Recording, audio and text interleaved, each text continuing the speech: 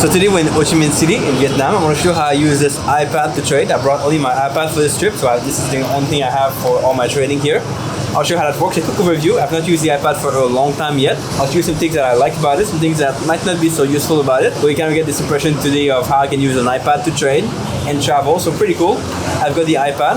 I've also got the pen over here. So we'll show you how that all works out together and how we can use an iPad with the pen to do our trading and to travel and enjoy Vietnam. So pretty cool view here from the tower. Let's get out, let's go around. I'll show you how I use this iPad here for my trading. So let's go ahead.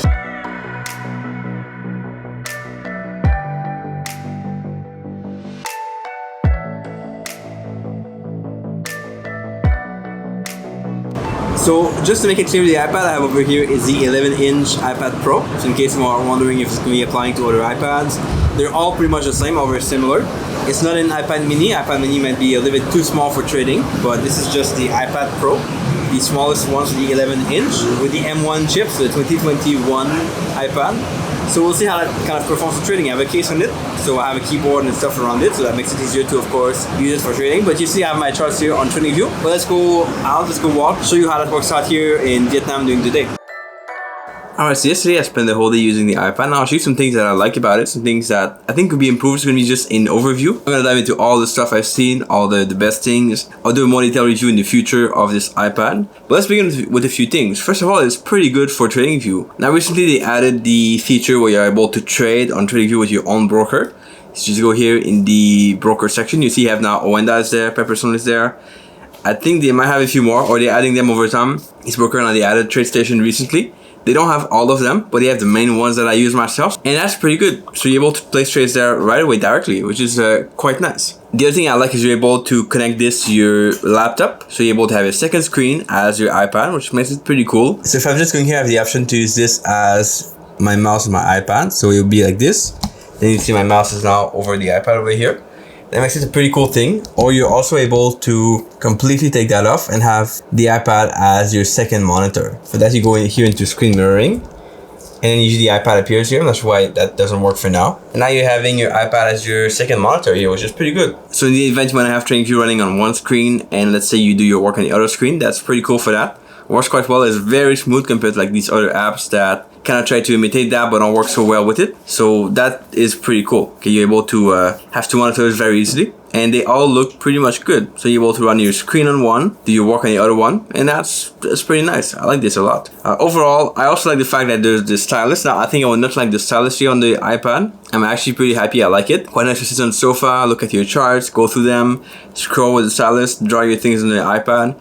It works a lot better than on the Android tablet. So when I had my Samsung tablet, I said that the Stylus didn't work really well on TradingView. This one is not perfect yet. The drawings still are kind of messy sometimes on TradingView, but it's overall much better. I like better how it's done here. It seems to be a little bit better. Like it's less smooth when you draw things, so it's easier to kind of do them like with a normal pen. It feels a lot better. I'm even doing my journal here on the iPad, which is pretty cool. So you're able to like draw your things there with the pen. That's pretty nice. I like it a lot. So it's a lot better than the paper journals. I've been using this for fun, try it out. I like this a lot. That's pretty cool. So the pen here is a lot better, and you're able to do things with the pen. I think it feels nice.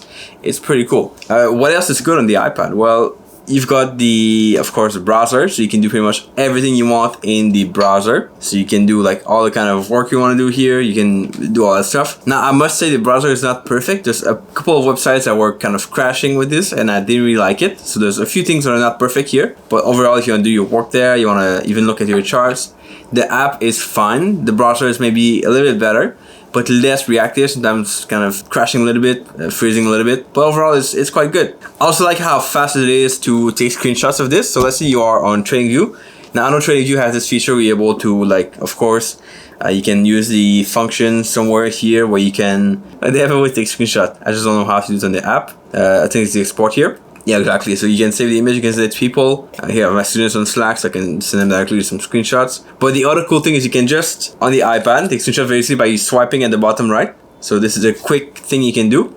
So any page, you can just do this. Then you would be able to just kind of format it how you want. You can do some drawings on it. Okay, so that is pretty cool to like send someone, show them things in the chart. So of course you can adjust all these things. Now I'm just playing with it like this. If you want to send this to someone like this really quickly, take a screenshot, you can send it directly, then just delete it. So the thing about on a computer is you cannot just like send it to someone. You can copy the screenshot, but you cannot just send it then delete it. It's very hard to draw things too. So if you want to draw, show someone something on the chart, or you want to even do like a video like this, and then you want to show someone how to do something on the chart, it's kind of hard to draw on the computer. I've done these videos in the past where I would like draw things or like have a whiteboard. It's not very good. So my drawing is always like a little bit messy there. So that's not the best. Now, a couple of things here that I think are annoying on the iPad. First of all, is it's not the same as a full computer. So of course your screen will be a little smaller. This is the 11-inch, so it feels a bit small, but it's at the same time like very portable. It's very easy to carry it, but you don't have like all this screen like a computer.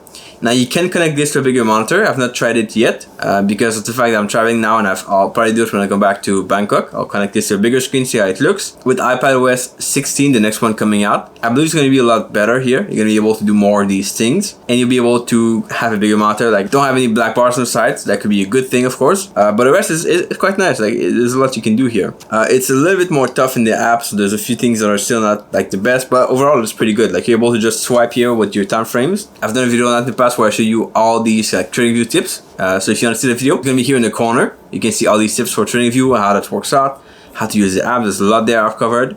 And these things apply to the iPhone and iPad, and also probably on Android devices as well. So overall, that's pretty cool.